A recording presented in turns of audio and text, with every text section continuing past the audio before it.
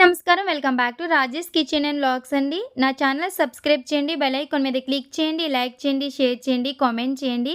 ఈరోజు Sunday special fish curry అండి. So చేపల కూర అనేసరికి మనం అందరం కూడా పులుసు పెట్టుకుంటామండి. బట్ నేను వండే చేపల కూర అయితే కనుక ఇగురు అయితేనే బాగుంటుందండి. ఇవి వచ్చేసి తుల్లి చేపలండి. సో ఇక్కడ చూడొచ్చు మీరు, తుల్లి చేపలు అనేవి నేను తీసుకున్నాను ఇక్కడ. అండ్ క్లీన్ చేసుకుని పెట్టుకోవాలండి.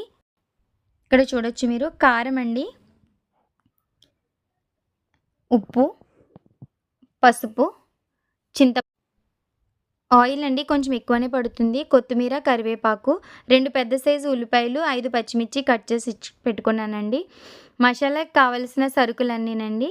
ఎక్స్ట్రాగా నేను కరివేపాకు అనేది తీసుకున్నాను మసాలాలోకి. స్టవ్ వెలిగించి పాత్ర పెట్టుకోండి. సో పాత్ర హీట్ అయిన తర్వాత దాంట్లోనే ఆయిల్ అనేది యాడ్ చేసేసుకుందాము. ఆయిల్ హీట్ అయిన తర్వాత ఆనియన్స్ అండ్ పచ్చిమిర్చి కూడా యాడ్ చేసేసానండి. సో ఇవి 2 కూడా మనం ఒకసారి మిక్స్ చేసుకుందాము. మూత పెట్టి ఫ్రై చేసుకుందామండి. సో ఇక్కడ చూడొచ్చు మీరు, మనకి ఫ్రై అవుతూ ఉన్నాయి ఆనియన్స్ అనేవి. సో ఈ స్టేజ్లో నేను ఉప్పు అనేది యాడ్ చేస్తున్నాను. సో ఉప్పు యాడ్ చేసిన తర్వాత ఒకసారి కలుపుకోండి మొత్తం. సో మళ్ళీ మూత పెట్టి ఉడికించిన తర్వాత పసుపు అనేది యాడ్ చేశానండి నేను. యాడ్ చేసిన తర్వాత మిక్స్ చేసేసుకొని మళ్ళీ మనం మూత పెట్టి ఉడికించుకుని 5 మినిట్స్ తర్వాత చూసేసరికి ఇలా ఫ్రై అయిపోయి ఉంటుందండి మనకి, మీరు చూడొచ్చు ఇక్కడ.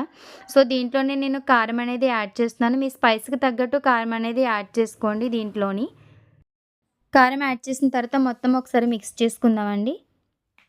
సో దీంట్లోనే నేను చేప ముక్కలు అనేవి పెడుతున్నాను. సో మీరు చూడొచ్చు ఇక్కడ. సో మనకి వెడల్పుగా ఉండే పాత్ర తీసుకోవాలండి, ఎందుకంటే చేప ముక్కలు అనేవి ఇలాగా పెట్టుకోవాలి కాబట్టి.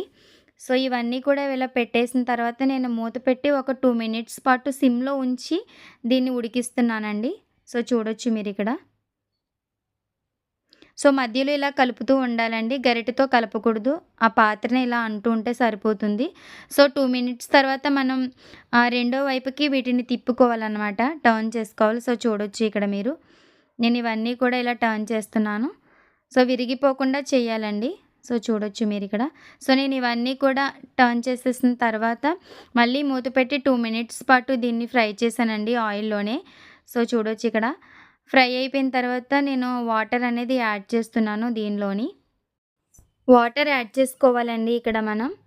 వాటర్ యాడ్ చేసిన తర్వాత మొత్తం ఒకసారి ఆ పాత్రని ఇలా అంటే కలుస్తుంది. సో ఇక్కడ మనం మూత పెట్టి ఉడికించుకుందామండి కూర అనేది. మీడియం ఫ్లేమ్లోకి టర్న్ చేసుకుని ఉడికించుకోండి కూర. సో సగం ఉడికిన తర్వాత నేను దీంట్లో చింతపండు రసం యాడ్ చేస్తున్నానండి. సో చూడొచ్చు మీరు ఇక్కడ. ఎక్కువ అవసరం లేదండి, మామూలు చేపల కూరలో కొంచెం ఎక్కువ యాడ్ చేస్తాం కదా, దీంట్లో కొంచెం తక్కువ ఉంటేనే బాగుంటుంది. సో చూడొచ్చు మీరు ఇక్కడ.